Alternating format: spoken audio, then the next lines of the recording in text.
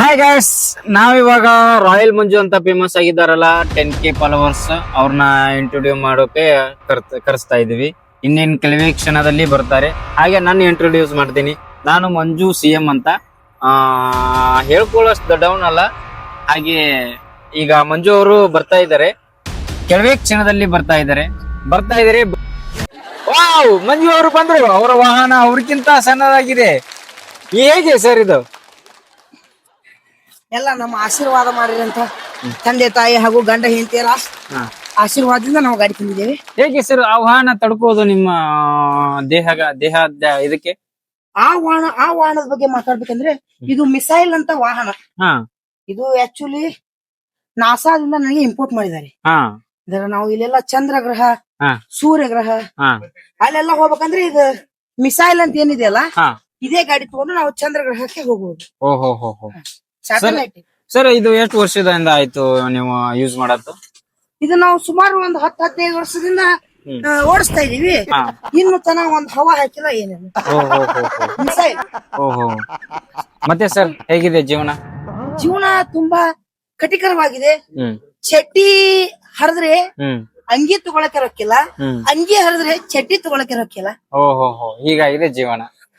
Sir ಮತ್ತೆ 10K followers ಆಗ್ಯಾರ, ಮತ್ತೆ ಏನ್ ಖುಷಿ ಇದೆಯಾ ಹೇಗೆ?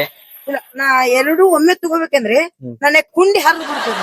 ಹಾಗಾಗಿ 10K ಫಾಲೋವರ್ಸ್ ನಾ ಕಷ್ಟಪಟ್ಟಿದೆ, ಜನಗಳು ಕಷ್ಟಪಟ್ಟು ಬೆಳೆಸಿದ್ದಾರೆ.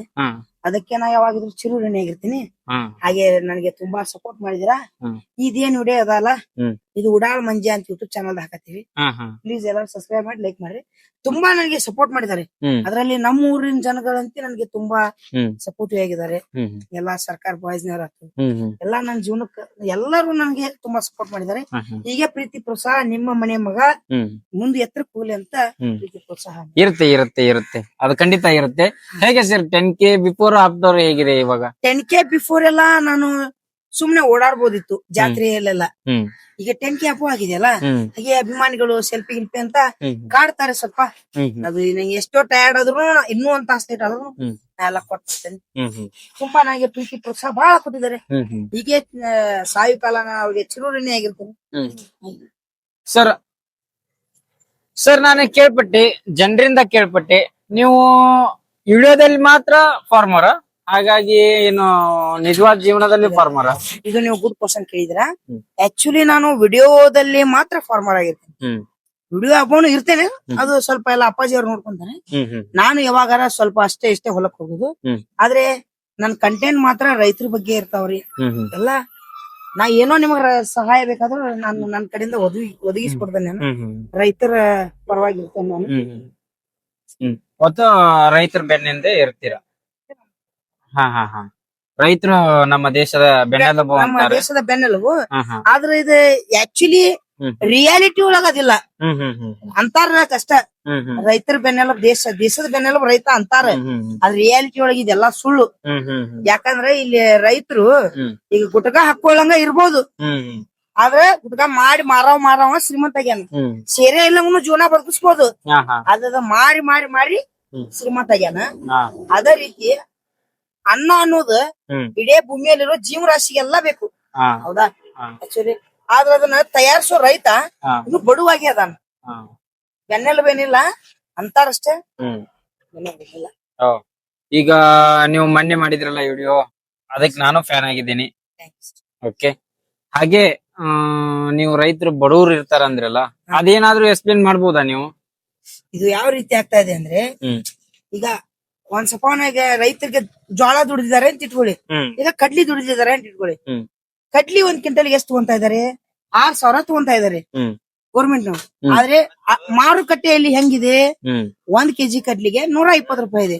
ನಮ್ಮ ಕಡೆಯಿಂದ 60 ರೂಪಾಯಿಗೆ ತಗೊಂಡು ಬೇರೆ ಕಡೆ 120 ರೂಪಾಯಿಗೆಲ್ಲ ಸೇಲ್ ಮಾಡ್ತಾ ಇದಾರೆ. ಈಗ ಹೇಗೆ? ಓಕೆ ಸರ್, ನಿಮ್ದು ದೇಹ ನೋಡ್ತಿದ್ದೆ ನಾನು, ನಿಮ್ ದೇಹಕ್ಕೆ ನಾನು ಫಿದಾ ಇದೆ. ನಿಮ್ ತರ ಆಗ್ಬೇಕು ನಾನು. ಅದೇ ಆಹಾರ ಏನ್ ಸೇವನೆ ಮಾಡ್ತೀರಾ? ಅದು ನಿಮ್ಮ ಕೈಲಿಂದ ಇನ್ನು 10 ವರ್ಷ ಆದ್ರೂ ಸಾಧ್ಯ ಆಗಲ್ಲ. ಯಾಕಂದ್ರೆ ನಾ ತಿನ್ನು ಫುಡ್ ಬೇರೆ. ಯಾಕಂದ್ರೆ ಬೆಳಿಗ್ಗೆ 25 kg ಬೇಕು, ಮಧ್ಯಾಹ್ನ 50 kg. ಇದೆಲ್ಲ ನಮ್ಗೆ ಆಗ್ಬೇಕು. ಇದು ನಿಮ್ ಕೈ. ಅದೇ ಬಡವ್ರ ಮನೆಯಲ್ಲಿ ಹುಟ್ಟಿದ್ರೆ ನೀವೇನ? ಬಡವ್ರ ಮನೆಯಲ್ಲಿ ಹುಟ್ಟಿದ್ರೆ ಬಡ್ಕೊಂಡ್ ತಿನ್ನುವುದೇ ಜೀವನ. ಹಾಗೆ ಮತ್ತೆ ಸರ್ ನಿಮ್ದು ಉಡುಪು ನೋಡಿದೆ ನಾನು. ನೀವು ಯಾವಾಗೂ ಚಡ್ಡಿ ಮತ್ತು ಶರ್ಟ್ ಮೇಲೆ ಇರ್ತೀರಲ್ಲ? ಇದು ಚಡ್ಡಿ ಶರ್ಟ್ ಬ್ರ್ಯಾಂಡ್. ಹಾ. ಈಗ ಚಡ್ಡಿ ಹಾಕೊಂಡ್ರೆ ಗಾಳಿ ಆಡ್ತದ್ರಿ, ಬ್ಯಾಸಗಿ ದಿನ ಎಲ್ಲ ಹಾ ಚಡ್ಡಿ ಮೇಲೆ ಇದ್ರೆ ತುಂಬಾ ಗಾಳಿ ಆಡ್ತದೆ. ಹಾ ಹಾ ಪ್ಯಾಂಟ್ ಹಾಕೊಂಡ್ರೆ ಅಣ್ಣ ಒಳಗೆಲ್ಲ ಗಿಜಿ ಗಿಜಿ. ಹಾ ಹಾ. ನಂದೇನು ಸಂತೋಷ ಅಂದ್ರೆ ಹ್ಮ್. ನಾನೊಬ್ಬ ಒಳ್ಳೆಯವಾಗಿರ್ಬಾರ್ದು, ಹ್ಮ್ ಹ್ಮ್ ನಮ್ಮ ತಮ್ಮನು ಸುರಕ್ಷತೆ ಆಗಿರ್ಬೇಕು. ಹ್ಮ್ ಹ್ಮ್ ಹ್ಮ್ ಹ್ಮ್. ಇದು ಕಾನ್ಸೆಪ್ಟ್ ನಂದು. ಓಹೋ ಹೋ ಹೋ. ಒಬ್ಬರೇ ಒಳ್ಳೆಯವರಾಗಿದ್ರೆ ಅದು ತಪ್ಪು. ಹಾ ಹಾ ಹಾ ಅದ್ರ ಜೊತೆ ನಮ್ಮ ತಮ್ಮನು ಸೇಫ್ ಆಗಿದ್ರೆ ಹಾ ಹಾ. ಇಡೀ ಜೀವನಾನೇ ಸೇಫ್. ಸರ್ ನಿಮ್ ನಿಮ್ ಸೈಜ್ ಪ್ಯಾಂಟ್ ಸಿಗ್ತಿಲ್ಲ, ಹಾಗಾಗಿ ಜನ ಹೇಳ್ತಿದ್ದಾರೆ, ನಾ ಹೇಳ್ತಿಲ್ಲ. ಹಾಗಾಗಿ ನೀವು ಚಡ್ಡಿ ಹಾಕ್ತೀರಾ ಅಂತಲ್ಲ, ಹೌದಾ? ಇದು ತುಂಬಾ ಕ್ವಶನ್ ಕೇಳ್ತಾ ಇದ್ರೆ. ಬಾರಿ ಇದು ಹಾಸ್ಯ ರಸಮಂಜರಿ ಕಾರ್ಯಕ್ರಮ ಇದೆ. ಇದು ಚಡ್ಡಿ ಹಾಕೊಳ್ಳೋದ್ ಉದ್ದೇಶ ಹಾ ಪ್ಯಾಂಟ್ ಸಿಗ್ತಾ ಇಲ್ಲ ಅಂತಲ್ಲ, ಹಾ. ಅದಕ್ಕೆ ಚಡ್ಡಿ ಹೊಲಿಸ್ಬಿಟ್ಟು ಹಾ. ಹೊಲಿಸ್ಬಿಟ್ಟು ಹ್ಮ್. ಚಡ್ಡಿ ಹಾಕ್ತಾ ಇದ್ದೀನಿ ನಾನು. ಓಹೋ, ಹಾಗಾಗಿ ಅಂದ್ರೆ ನಿಮ್ ಪ್ಯಾಂಟ್ ಸೈಜು ಚಡ್ಡಿ ಸೈಜ್ ಆಗ್ತಿದೆ. ಹಾ ಎಸ್, ಓಹೋ. ನನಗೆ ಪ್ಯಾಂಟ್ ಸೈಜ್ ಇದೆ ಅಲ್ಲ, ಹ್ಮ್. ಅದು ಚಡ್ಡಿ ಸೈಜ್ ಆಗ್ತಾ ಇದೆ. ಹಾ ಈ ಮುಂದೆ ಬರೋ ದಿನಗಳಲ್ಲಿ ಹೇಳಿದೀನಿ, ಕಂಪ್ನಿಗೆ ಮೇಲ್ ಮಾಡಿದೀನಿ ನಾನು, ಹ್ಮ್ ಹ್ಮ್ ನನ್ಗೊಂದ್ ಸೈಜ್ ಇಂದ ಪೇಂಟ್ ಮಾಡಂತ. ಹಾ ಹಾ ಮಾಡ್ತೀನಿ ಅಂತ ಹೇಳಿದಾರೆ. ಹಾ. ಅಡ್ವಾನ್ಸ್ ಅಂದ್ರೆ ಇವಾಗ ರೀಸೆಂಟ್ ಆಗಿ ಒಬ್ಬರಿಗೆ ಹೆಲ್ಮೆಟ್ ಬರ್ತಿದ್ದಿಲ್ಲ ತಲೆಗೆ, ಹಾಗಾಗಿ ನಿಮ್ಗೆ ಪ್ಯಾಂಟ್ ಸೈಜ್ ಬಂದಿಲ್ಲ ಇನ್ನ ಮಾರ್ಕೆಟ್. ಓಹೋ ಬಂದಿಲ್ಲ. ಓಹೋ ಸರ್, ಇದು ಟೋಪಿ ಆಗಲಿಂದ ಸಾರಿ, ನಾ ಆಗಳಿಗೆ ಕೇಳ್ಬೇಕಿತ್ತು, ಟೋಪಿ ಹಾಕ್ತೀರಾ ಏನ? ನನಗೆ ಜೀವನದಲ್ಲಿ ತುಂಬಾ ಜನ ಟೋಪಿ ಹಾಕಿ ಹೋಗಿದ್ದಾರೆ. ಹ್ಮ್.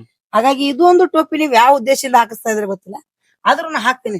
ಓಕೆ ಸರ್, ಅದೇ ಜೀವನದಲ್ಲಿ ತುಂಬಾ ಜನ ಟೋಪಿ ಹಾಕಿದ್ದಾರೆ ಅಂದ್ರಲ್ಲ, ಅದು ಹೇಗೆ ಹೆಂಗ್ತ ಅಂತ ಒಂದ್ ಸ್ವಲ್ಪ ಎಕ್ಸ್ಪ್ಲೇನ್ ಮಾಡ್ತೀರಾ? ಟೋಪಿ ಯಾವ ತರ ಹಾಕಿದಾರೆ ಅಂದ್ರೆ, ಹಾ ಇದು ನನ್ಗೆ ತುಂಬಾ ಪ್ರೀತಿ ಅಲ್ಲ, ನನ್ನ ಇಷ್ಟ ಅಂದ್ರೆ ನಾನು ಟೋಪಿ ಹಾಕೋದು ನನ್ನ ಇಷ್ಟ. ಆರ್ಕೆಸ್ಟ್ರಾದಲ್ಲಿ ಆಯ್ತು, ಕಾಮಿಡಿ ಶೋಗಳಲ್ಲಿ ಆಯ್ತು, ಹಾ ನಾ ಮೊನ್ನೆ ಕಿಲಾಡಿ ಕುಟುಂಬಕ್ಕೆ ಹೋಗಿದ್ದೆ, ಹಾ. ಅಲ್ಲಿ ಆಯ್ತು, ಎಲ್ಲ ಕಡೆ ನಾನು ಟೋಪಿ ಹಾಕಿಸ್ಕೊಂತಾನೆ ಇದ್ದೀನಿ. ಓಹೋ, ಆ ತರ ಟೋಪಿ. ಆ ತರ ಓಕೆ ಸರ್, ಇವಾಗ ಸಮಾಜಕ್ಕೆ ಏನಾದ್ರು ಸಂದೇಶ ಕೊಡ್ತೀರಾ? ಒಳ್ಳೆ ಸಂದೇಶ ಏನ್ ಕೊಡುವುದಂದ್ರೆ, ಹಾ. ಎಲ್ಲರೂ ಗುಟ್ಕಾ ತಿನ್ನೋದ್ ಬಿಡ್ರಿ, ಹ್ಮ್. ಸೇರೆ ಕುಡಿದ್ ಬಿಡ್ರಿ, ಹ್ಮ್ ಆಧಾರ್ ರೊಕ್ಕದಿಂದ ಸೇವಿಂಗ್ಸ್ ಮಾಡ್ಕೋರಿ, ಹಾ ಅದ ತುಂಬಾ ಹೆಲ್ಪ್ ಆಗ್ತದೆ. ಹ್ಮ್ ನಾನು ನೋಡಿದ್ದೆ, ನಾ ಎಲ್ಲ ಮನಿ ಸೇವಿಂಗ್ ಮಾಡಿಲ್ಲ, ಹ್ಮ್ ಹ್ಮ್. ಎಲ್ಲಾ ಸೇವಿಂಗ್ ಮಾಡ್ಬಿಟ್ಟು ನಿಮ್ ಶೇವಿಂಗ್ ನಂಗೆ ಕಾಣ್ತಾ ಇದೆ, ನಿಮ್ ಶೇವಿಂಗ್ ನಂಗೆ ಕಾಣ್ತಾ ಇದೆ. ಕಾಣ್ತಾ ಇದೆ ಅಲ್ಲ. ಹಾ ಹಾ ನಾವು ಸೇವಿಂಗ್ ತುಂಬಾ ಉತ್ತಮ ಮಟ್ಟದಲ್ಲಿ ಮಾಡ್ತೀವಿ, ಹಾ ಹಾ ಹಾ. ಹಾಗಾಗಿ ನಮ್ಮ ಸೇವಿಂಗ್ಸ್. ಹಾ. ಈ ಇಂಟರ್ವ್ಯೂ ಇಲ್ಲಿಗೆ ಮುಕ್ತಾಯ ಮಾಡ್ತೀನಿ. ಏಕೆ ಏನಾದ್ರು ಬಿಸಿ ಇದೀರಾ ಸರ್? ನಂಗೆ ಸ್ವಲ್ಪ ಕೆರೆ ಹತ್ರ ನಾನು ಹೋಗ್ಬಿಟ್ಟು ಹಾ ಹಾ. ಬಂದ್ಬಿಡ್ತೀನಿ ಕೆರೆ. ಓಕೆ ಸರ್, ಓಕೆ, ಇನ್ನೂ ದೊಡ್ಡ ಮಟ್ಟದಾಗಿ ಇಂಟರ್ವ್ಯೂ ಮಾಡೋಣ ಸರ್, ಆದಷ್ಟು ಬೇಗ ಬೆಳೀರಿ ಅಂತ ನನ್ನ ಕಡೆಯಿಂದ ಒಂದು ಆಲ್ ದ ಬೆಸ್ಟ್ ಅಂತ ಇವಾಗ ಈ ಇಂಟರ್ವ್ಯೂ ಎಂಡ್ ಮಾಡ್ತಿದ್ದೀನಿ.